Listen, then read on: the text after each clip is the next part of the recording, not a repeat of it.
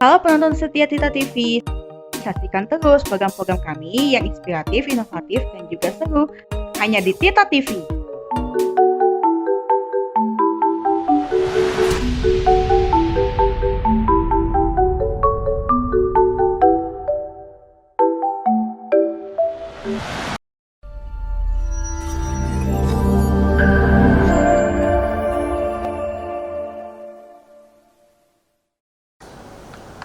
Assalamualaikum warahmatullahi wabarakatuh.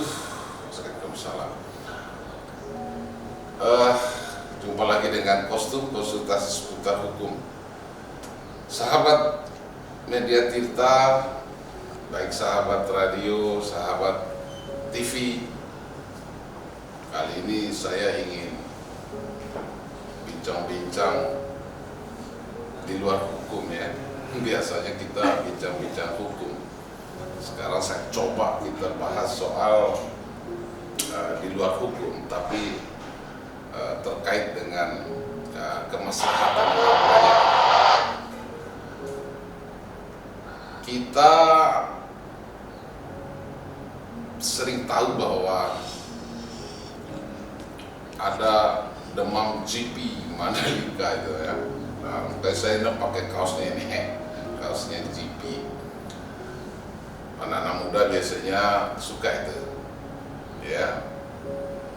Nah, ini kru-krunya juga suka itu, ya. GP motocross. Bincang-bincang seputar sirkuit motor GP Mandalika di Lombok ya. Dan ini yang tentu kita harus bahas, pemirsa, manfaat untuk para UMKM.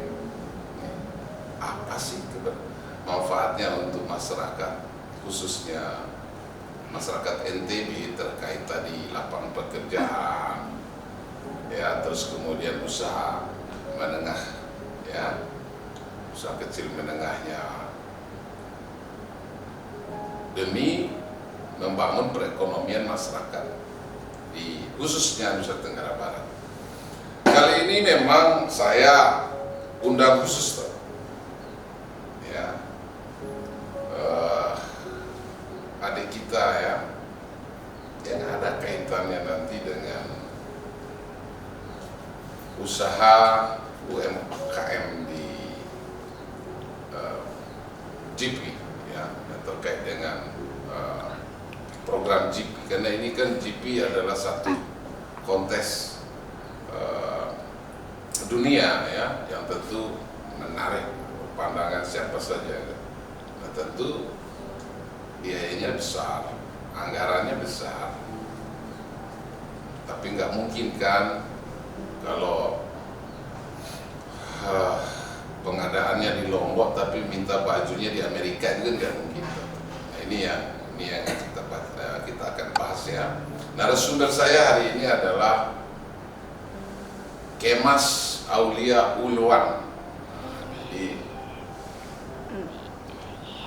Apa ini dia ini ya, pitch official apa? PIC ya. Selamat datang Kemas di kostum ya. Mudah-mudahan usahamu sehat selalu. Amin. Amin ya. Sebelum saya tanya ke Kemas ya, saya akan bacakan satu dasar pemahaman kita ya untuk pemirsa ya. Jadi menurut Kompas itu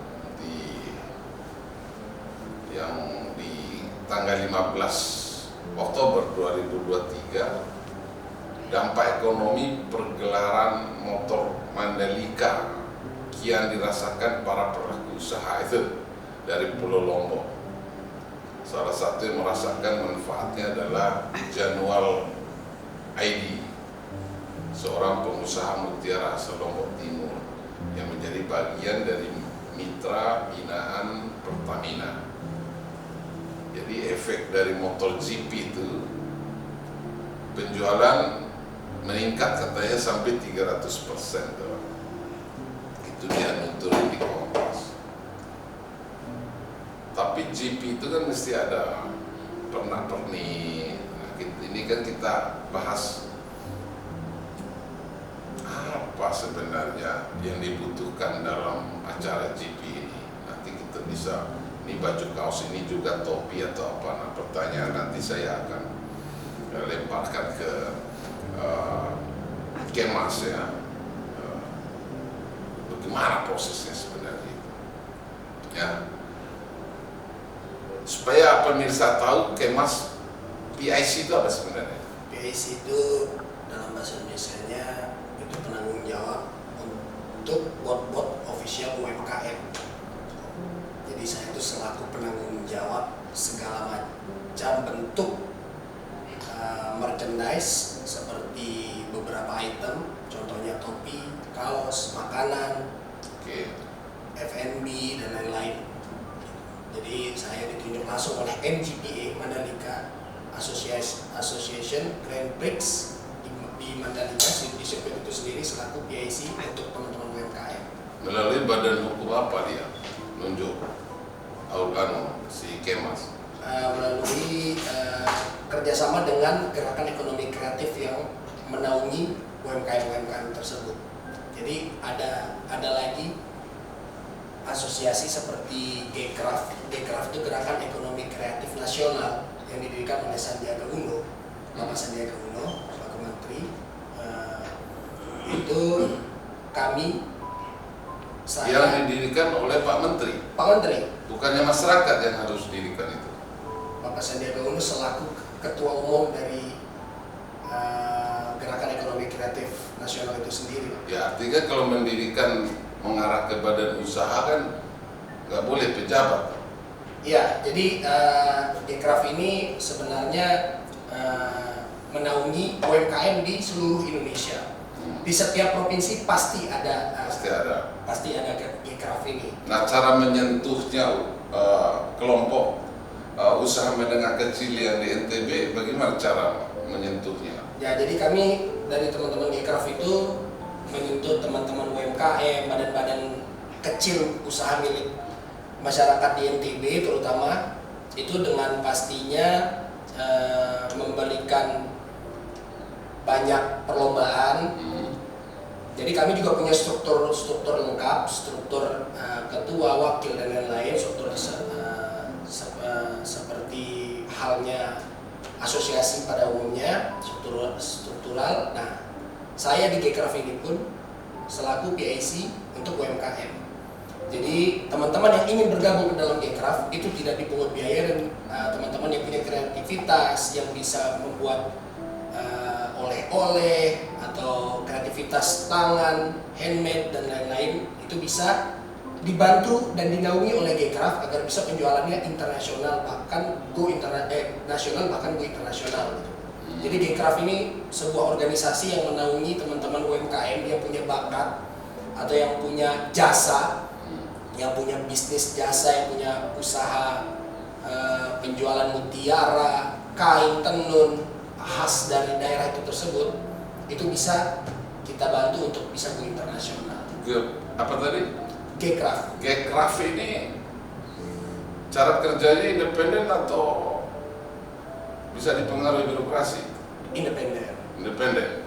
Berarti untungnya juga independen. Independen.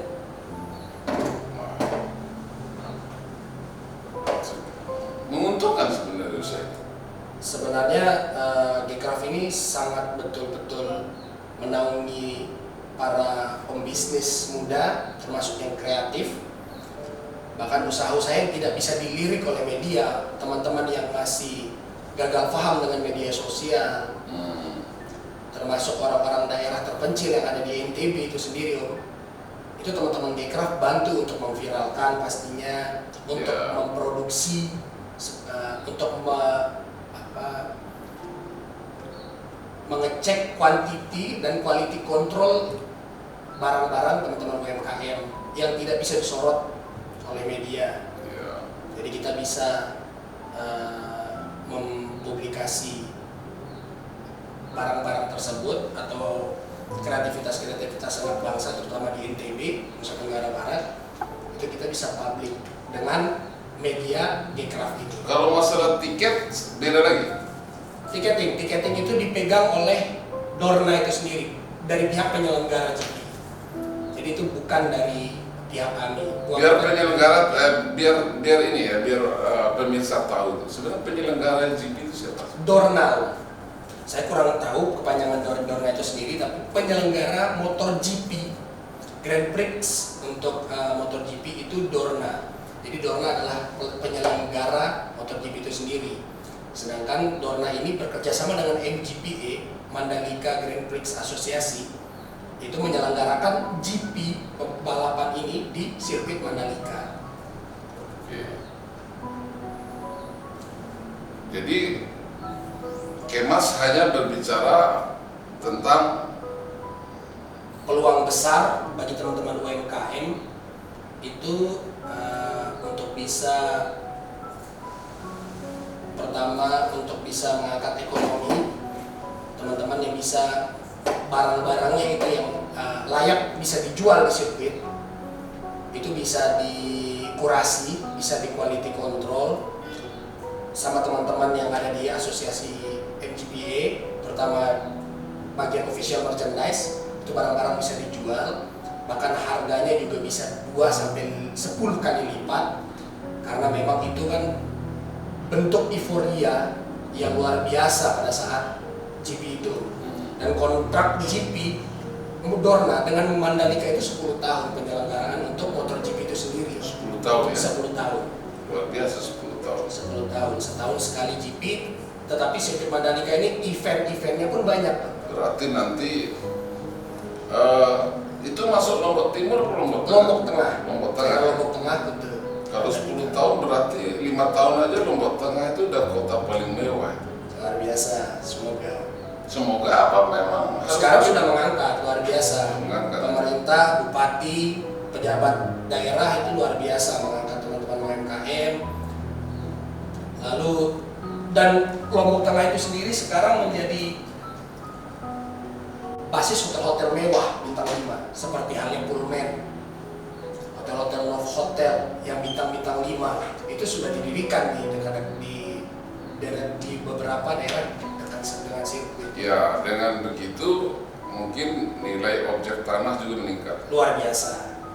Nah, taraf hidup masyarakatnya mengikuti atau memang bagaimana? Ada masa justru nanti akan ada ketimpangan.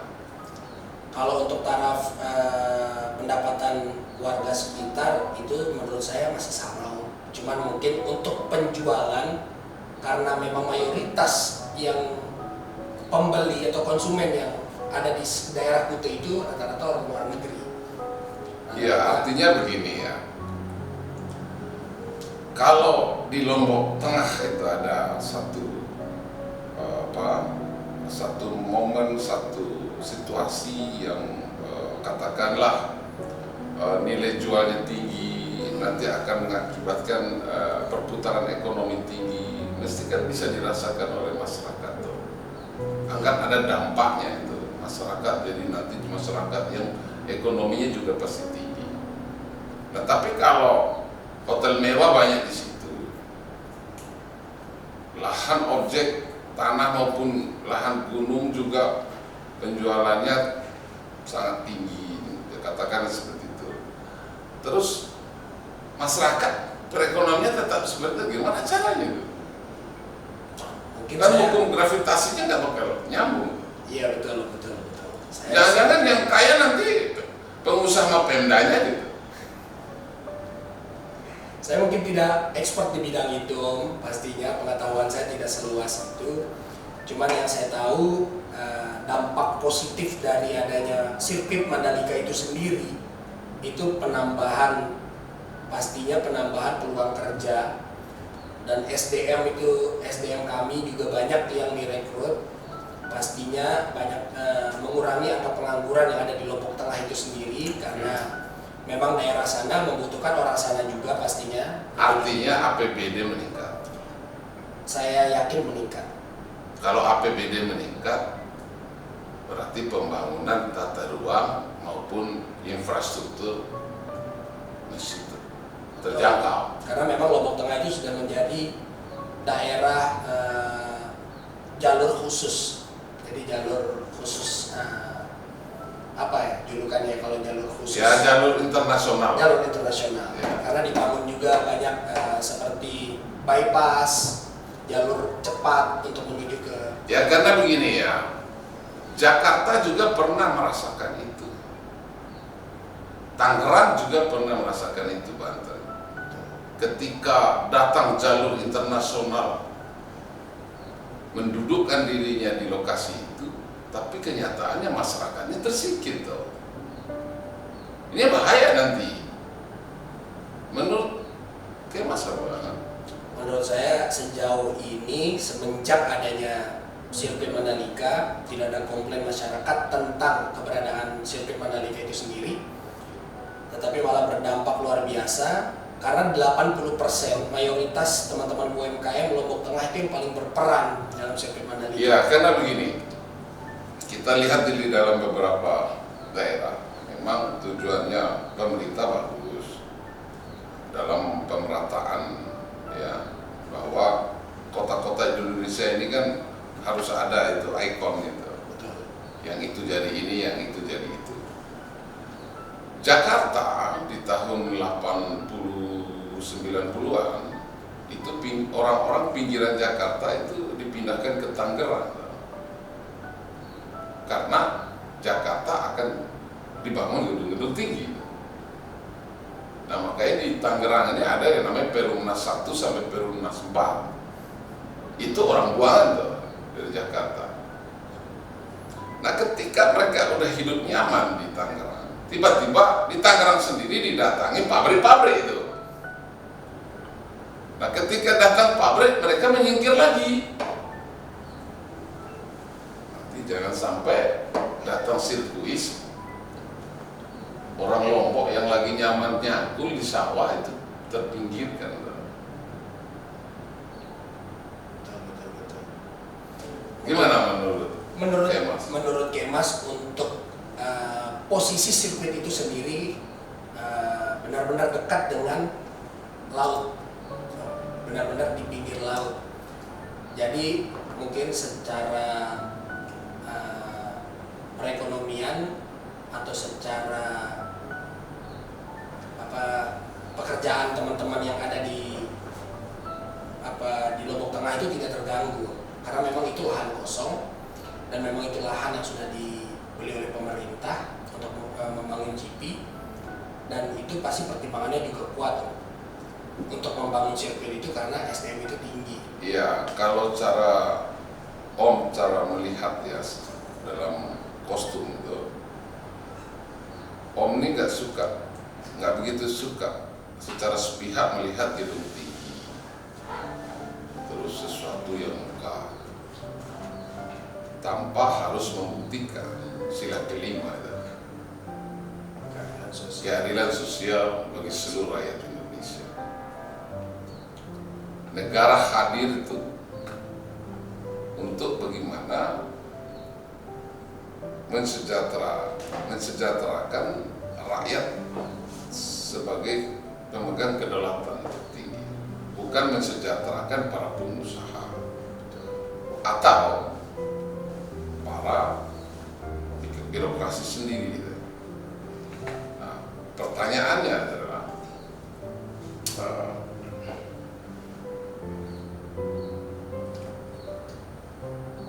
sebenarnya tujuan teman-teman UMKM sendiri di Lombok itu apa? Tujuan ke depannya?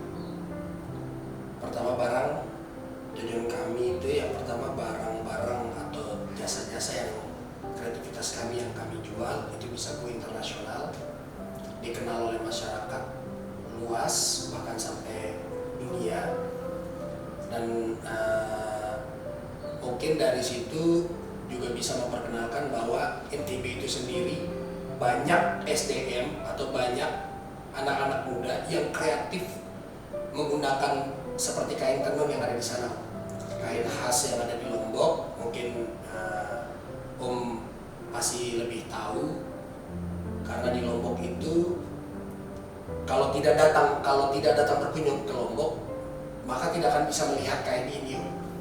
Jadi dari teknis pembuatannya, dari teknis tenunnya, semua punya filosofi dalam artian agar bisa halayak tahu bahwa kreativitas anak bangsa ini sedetail ini, sebagus ini, dan layak untuk dijual. Sebenarnya itu tujuan teman-teman UMKM itu agar go internasional, dan media yang luar biasa hadir di NTB yaitu sirkuit itu. Justru problem itu teman-teman UMKM ini bukan hanya di Lombok, sebenarnya ada di Banten juga seperti itu. Ya, UMKM ini kan hadir sebenarnya perintah konstitusi memberikan kebebasan secara luas kepada rakyat Indonesia untuk berkarya. Tapi problemnya adalah nggak ada pasarnya. UMKM itu hanya ada di organisasi, tidak ada di pasar. Ini problemnya. Logikanya itu begini. Kenapa barang karya anak bangsa sendiri itu dijual di pinggir jalan, atau tadi dibuatkan satu tempat hanya untuk promosi loh. Kan promosi UMKM kita ini sudah puluhan tahun itu cuma promosi tok itu. Kapan di pasarnya itu? Kapan ada di pasarnya? Ya karena kalau menurut saya memang UMKM gak ada pasarnya. Padahal anggaran pemerintah melalui kementerian tadi, anggaran besar itu dari APBN untuk melakukan promosi-promosi baik nasional maupun internasional. Pertanyaannya, ini kan para pejabat belum menemukan itu pasarnya untuk UMKM itu di mana. Ini problem itu. Makanya harganya jadi murah. Nah, pertanyaan saya, kalau Lombok Tengah mampu nggak bangun satu mall? Mampu. Mampu. Karena memang sudah ada sekarang sudah ada dalam program kerja teman-teman dari Lombok Tengah itu membuat mall khusus untuk UMKM. Jadi barang-barang mall ini hanya digunakan untuk store-store-nya itu hanya khusus untuk teman-teman UMKM. Jadi barang-barang kreativitas teman-teman. Ini yang bangun siapa mallnya itu? Pemerintah. Nah, mudah-mudahan itu udah dibangun tuh. Sudah lagi proses bangun di Kuta. Ya mudah-mudahan ya ini terlaksana dan di ujungnya nanti akan baik, karena pemerintah mestinya berpihak kepada masyarakat. Di Banten sendiri ini berapa kabupaten kota, kalau Pemdanya aja bangun mall satu saja untuk teman-teman UMKM, berarti masyarakat kita sudah jadi pengusaha beneran. Ya, Bisa dikatakan pengusaha beneran. ya. Tetapi yang marah di Banten ini justru pengusaha lokal. Dia mengarahkan hasil karyanya atau produknya itu di lapangan sepak bola. Ada istilah di Banten ini namanya pasar kaget dan pasar malam. Kan problemnya ini. Tapi itu continue. Iya. Nah harusnya kan kalau kita merujuk daripada perintah undang-undang, ya, nah, tanyalah itu Kementerian Koperasi, Kementerian Ekonomi itu kan, mesti dia punya program yang namanya pemberdayaan, tau. Nah harusnya barang rakyat dulu yang masuk ke mall, bukan barang dari Amerika itu. Setuju. Ya kan? Betul, setuju. Jangan-jangan bukan Pemda lagi yang bangun di Lombok Tengah atau mengatasnamakan aja, jangan-jangan. Ini kan jadi pertanyaan kostum itu ya pemirsa. Karena tidak menjadi satu kiamat tuh ketika anggaran APBN bangunkan satu mall, satu kabupaten, satu kota, panggil UMKM-nya, tempatkan sesuai produk dan masing-masing bikin SOP-nya, bikin aturannya, ya layaknya mengajari tentang bagaimana berbisnis dengan sistem yang baik.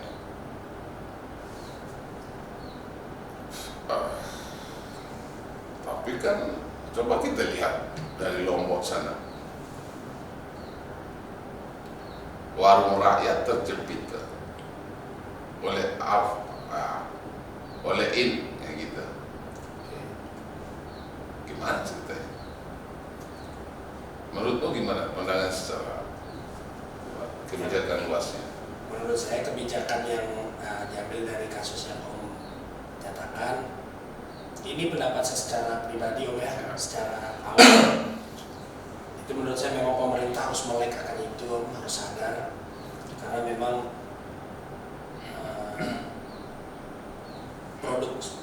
produksi yang teman-teman UMKM kelola ini benar-benar jadi payah teman-teman UMKM itu sendiri, modal dari awal. Bahkan kita ini tidak punya pabrik tekstil, jadi kain pun kita beli dari luar. Rata-rata kita yang mencetak kaos, yang berurusan dengan kain, berurusan dengan tekstil, kita pasti pesan dari Bandung. Atau mungkin kalau punya channel langsung, mungkin pesan dari Singapura agar quality control lebih bagus. Agar ingin kualitas lebih terbaik, kita beli kain itu di luar negeri. Nah, itu kan prosesnya sudah salah kalau menurut saya. Nah, saya pengen itu teman-teman pemerintah yang ada di sana mensupport akan adanya itu, akan adanya misalkan pembangunan pabrik tekstil. Setidaknya teman-teman yang ada di NTB yang sekarang sudah banyak, ada yang les private tentang bagaimana cara menjahit, bagaimana cara sablon segala macam, sudah expert di bidang itu. Tapi teman-teman tuh nggak punya akses untuk latihan, mereka harus dikirim dulu ke Bandung karena tidak adanya pabrik itu. Jadi kita tuh sebenarnya untuk mengejar HPP pun teman-teman UMKM yang khususnya di bagian tekstil itu kita pasti pesan dari provinsi lain, jadi tidak mengejar keuntungan besar itu kita agak sulit tuh. Jadi pemerintah harus tahu itu. Jadi untuk penjualan, sedangkan teman-teman untuk transaksi lokal atau orang NTB itu sendiri, itu kan agak sulit untuk membeli produk teman-teman UMKM itu sendiri. Jadi kita cuma bisa mengandalkan wisatawan yang datang ke Lombok. Karena harga yang kita tawarkan itu harga yang mungkin bagi teman-teman Lombok nggak segitu harganya segala macam. Dan pemerintah nggak pernah, mungkin bukan nggak pernah, menurut saya pemerintah harus melek akan itu dan mensupport agar kita itu bisa ngepres atau memperkecil budgeting untuk HPP itu sendiri, pembuatan itu dengan cara mungkin ada pabrik tekstil atau atau bagaimana pemerintah itu bisa berpikir bahwa teman-teman UMKM ini disupport untuk bahan-bahan setidaknya seperti itu agar bisa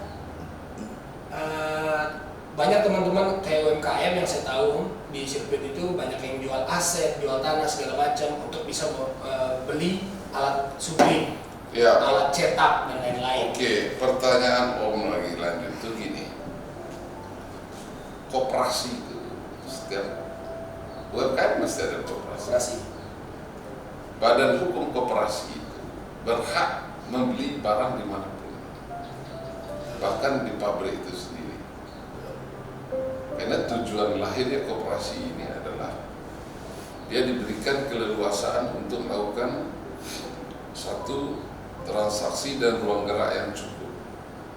Nah, pertanyaannya adalah kan lebih murah beli di pabrik dong daripada beli di Lokasi distributor ataupun di agen. Betul. Ini untuk teman-teman UMKM. Badan Hukum Koperasi berarti harus bikin MOU dengan pihak produksi. Contoh ada di Bandung ada pabrik pabrik Kain. benang. Benang. Oke. Betul. Nah, kenapa nggak beli langsung ke pabrik? Ada beberapa yang langsung beli ke pabrik, cuman kan memang akses mereka itu susah. Dalam artian susah, pertama kita harus memikirkan biaya perjalanan. Dalam artian biaya perjalanan, mereka harus survei lokasinya.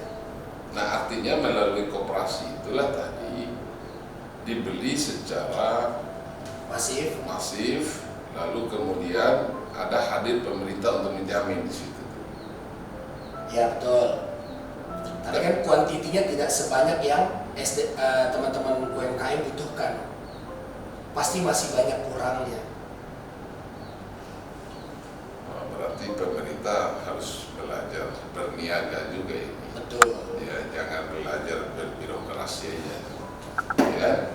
Ya. Jadi, Betul. ahli-ahli ekonomi kita harus belajar mengajarkan tentang berniaga secara Pancasilais dia tadi, bukan secara liberal, bukan tadi hanya mencari keuntungan atau hadir, bukan berarti karena ada keuntungan, tetapi hadir karena konstitusional.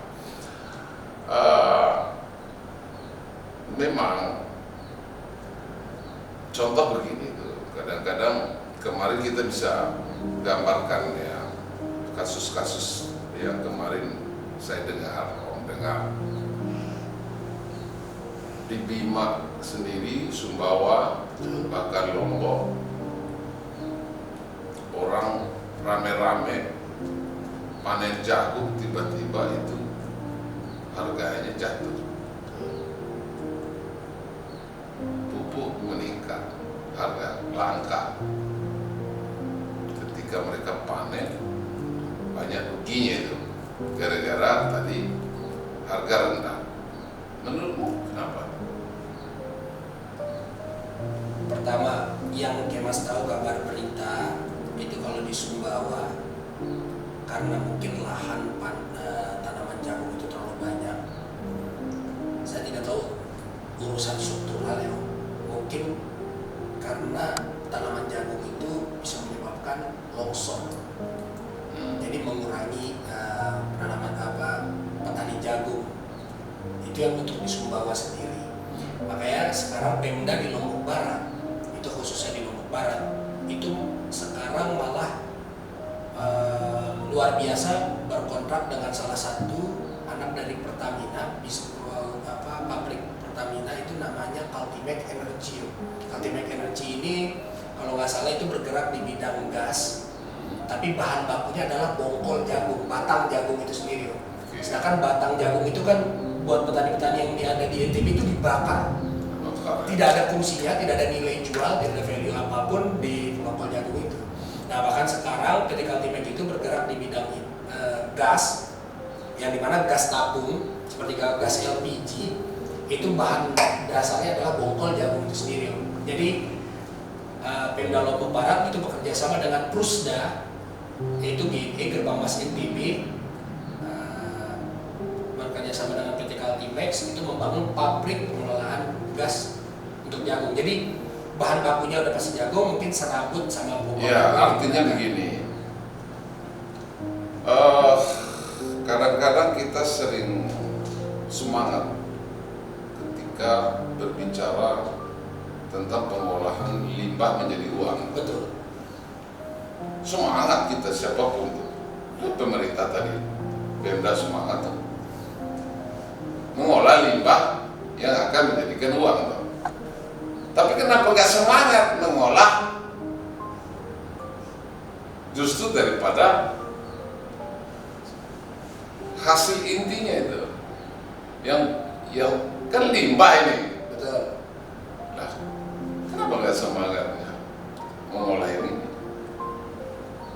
Artinya kalau dalam bahasa agama itu jangan senang sholat sunnah dong, sholat wajibnya cukup. Ya, harus ke sana. Ini terjadi, ini kita bahas secara umum. Walaupun tadi di awal kita berbicara tentang bahagianya kita masyarakat Indonesia dengan kehadiran sirkuit di NTB, karena devisa daerah masih tinggi, imbasnya perekonomian masyarakat akan meningkat, pendidikan masih terukur tuh. Tidak akan ada ketinggalan wawasan, ya, kultur, budaya semua terjamin di sana. Karena Lombok Tengah kita anggap nanti akan jadi wilayah-wilayah entertain, wilayah bisnis, wilayah pendapatan yang sangat tinggi. Nah, yang ditakutkan nanti jangan sampai tamu banyak datang, tuan rumahnya pergi dari rumah itu. Ini yang bahaya. Nah, ini pemerintah, khususnya Pemda Lombok Tengah, ya, ini pasti harus dipikirkan secara baik dengan tujuan tadi keadilan sosial bagi seluruh rakyat Indonesia. Oke Mas, sebahagia apa masyarakat Lombok Tengah, Sumbawa, masyarakat Lima menyambut sirkuit? Yang Mas tahu pastinya euforia Mandalika ini menjadi kebahagiaan tersendiri buat masyarakat NTB, terutama akses untuk menonton dari pemerintah itu memberikan gratis bagi warga NTB menggunakan KTP NTB. Bagi siapapun warga yang KTP NTB, kita mendapatkan tiket atau menonton secara gratis, walaupun itu tidak di zona VIP, walaupun itu di zona festival.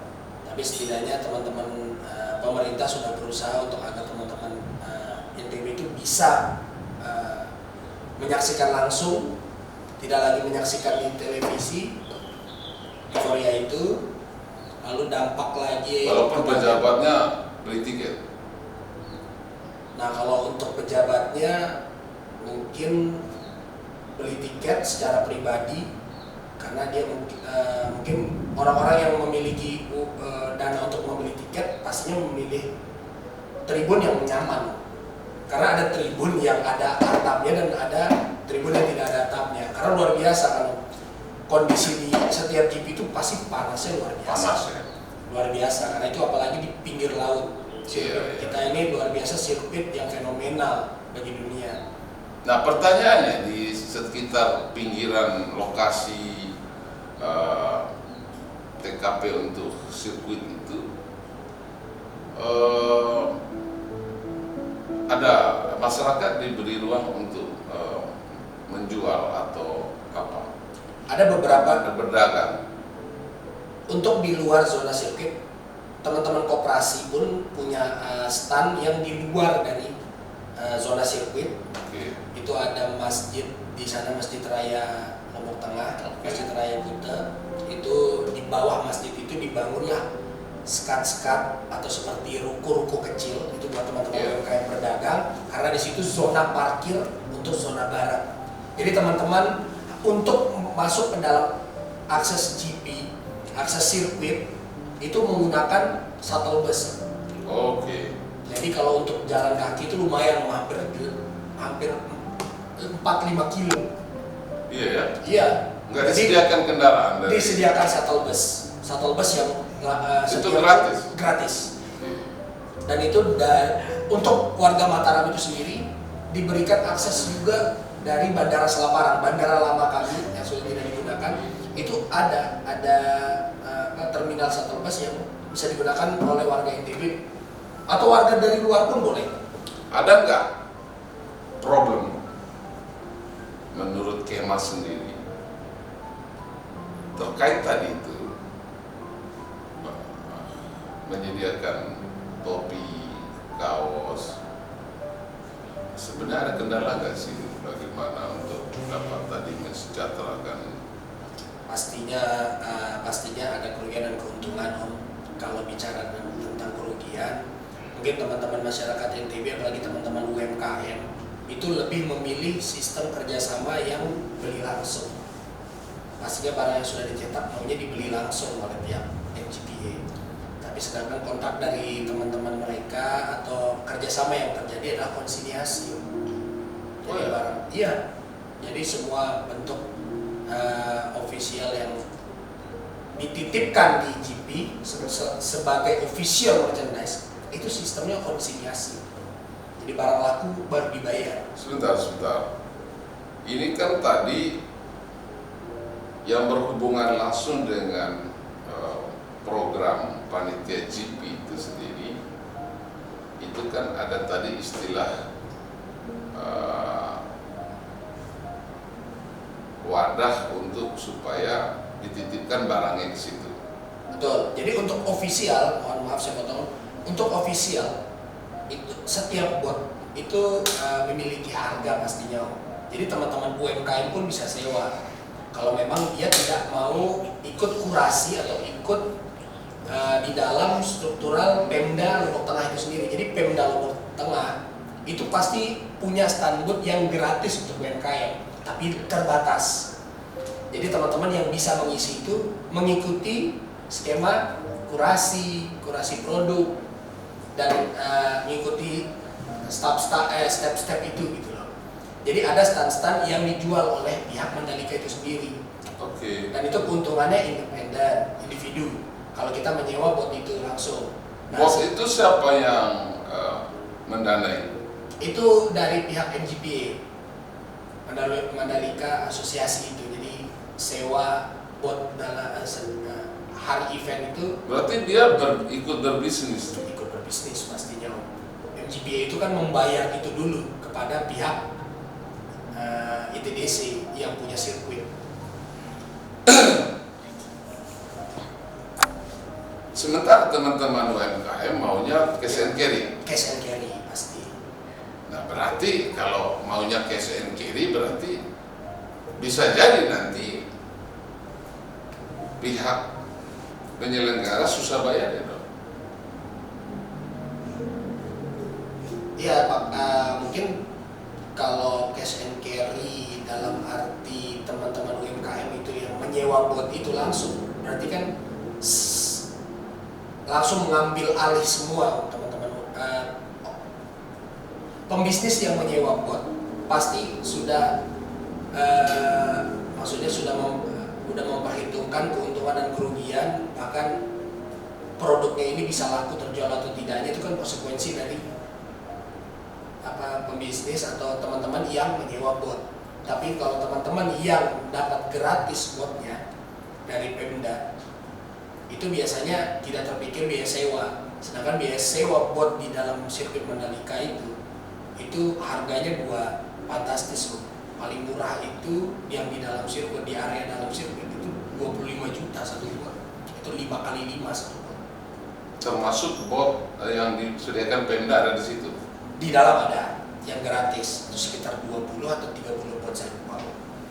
Memang mahal bot itu satu. Satu bot itu kan disediakan langsung dari penyelenggara. Dan bot itu kalau kita sewa dalam waktu 3 hari itu 25 juta, 15 sampai 25 juta. Nah, artinya pemerintahnya mampunya dia 30 bot. Dari akses MotoGP itu. Apakah sebagai syarat aja pemerintahnya dia supaya nanti nyewa ke bot-bot yang lain? Saya kurang tahu kalau sejauh itu. Cuman intinya pemerintah memberikan akses kepada teman-teman UMKM bot gratis. Mungkin karena di situ, kalau menurut saya memang itu putaran orang berbisnis di dalam situ. Ya artinya gini loh, jangan kita bicara merdeka karena sebagai syarat demokrasi gitu loh. Kan ini pemahaman itu. Ya. Nah penyelenggara menganggap bahwa area itu miliknya kan, Betul. lalu dia siapkan tempat untuk disewa, ya kan? Saya juga bingung jadinya kan, Ya. gimana cara kerjanya itu? Terus lalu mengundang kelompok-kelompok UMKM untuk masuk nitip barang di situ. Kalau untuk bot, sebanyak bot yang ada di dalam sirkuit Mandalika itu dijual, disewakan atau siapapun boleh masuk, bahkan di luar NTB. Jadi teman-teman seperti di Jakarta, seperti teman-teman Sarina, gitu-gitu itu boleh untuk berjualan. Siapapun yang punya produk. Ya artinya itu yang punya uang. Betul. Pertanyaannya masyarakat di situ kan gak punya uang. Betul. Nah itulah peran Gcraft itu sendiri, Om. Nah sejauh apa Gcraft? Menampung semua barang-barang UMKM yang dimana sudah lolos kurasi atau quality control dari teman-teman. Terus ditaruh di mana? Ditaruh di bot official GP. Dan bot official GP itu dipegang langsung oleh tim penyelenggara. Jadi tim penyelenggara yang menjual, yang menjadi bagian dari teknis penjualan. Nah pertanyaannya, lain-lain. saya agak teknis ya. Ya. Misalnya dari teman-teman UMKM itu harga kaos 10.000. Nitiplah tadi ke Gcraft. Oke. Itu harga tetap 10.000. Dinilai oleh Gcraft. Nah. Biasanya itu bagi hasil. Lah berarti Gcraft itu juga pengusaha. Karena kan sharing profit kan. Kan ada nilai jual di GP-nya, bukan dari Gcraft ya. Gcraft hanya menampung barang-barang itu, hanya memfasilitasi buat teman-teman UMKM. Nah, kan harga Ya. dari teman-teman UMKM taruhlah 10.000 per kaos begini nih. Betul, betul. Terus dibayar, orang beli di dalam, taruhlah 30.000. Betul, nilai jualnya 30.000. Apakah Gcraft menyerahkan 30.000 ke UMKM? Betul, menyerahkan 30.000. Nah itu pertanyaannya. Iya, Nah, betul. berarti kan segitu harga segitu. Iya. Saya kira tadi anggota Gcraft itu pasti di dalam struktural keanggotaan itu pasti ada yang Khususnya Pak Gubernur nih. Ya, hadirlah 100% atas nama kemaslahatan dan kesejahteraan sesuai dengan tadi perintah daripada sila kelima keadilan sosial bagi seluruh rakyat Indonesia. Jangan timbul tenggelam, ya. Karena kita paham bahwa APBN sangat besar dikeluarkan per tahun dalam rangka kampanye-kampanye ekonomi, kampanye-kampanye kesejahteraan, kampanye-kampanye keadilan di negeri ini menghabiskan uang ratusan triliun, ya. Tapi hasilnya di mana? Rakyat Indonesia sejak lahir sampai dengan sekarang masih jalan dengan bongkok itu. Belum ada rakyat Indonesia secara keseluruhan, secara umum jalan dengan keleluasan dan kemerdekaan. Ya itulah karena kita masih nyanyikan lagu Indonesia Raya tiap 17 Agustus. Lagu kemerdekaan, karena kita tahu kita belum merdeka. Ya kan? Makanya jangan suka nyanyi tiap tahun. Kita nyanyi lagu Indonesia Raya kan tahun 45 itu. Seharusnya setelah 45 selesai tunggu sedihnya. Tapi itulah ya bentuk daripada apa yang kita lihat. Ya. Kemerdekaan yang hari ini kita masih ingin terus-menerus untuk didapatkan. Kemerdekaan bukan berarti kita bicara fisik kita sudah aman, tetapi kemerdekaan pikiran, kemerdekaan wawasan, kemerdekaan berkarya, ya, kemerdekaan secara intelektual itu mesti tidak boleh dijajah oleh siapapun. Ekonomi kita, ekonomi rakyat kita, usaha rakyat kita, saya rasa produk dalam negeri boleh bisa dihitung itu merek daripada karya anak bangsa yang bisa dijual secara bebas dan luas tuh saya rasa bisa dihitung. Ya karena kita dihantam oleh kapal yang besar. Ya. Dijual kemana? Lowong teman-teman UMKM kita contoh di Tangerang ini bikin sepatu, besok udah dipersoalkan tentang hak merek itu. Padahal baru mirip tuh, ya. Hak merek. Nah, jadi seolah-olah rakyat Indonesia bikin di negeri sendiri kan mereknya nggak punya itu. Ini kan problem tuh. Teman-teman UMKM juga nggak punya merek, saya rasa.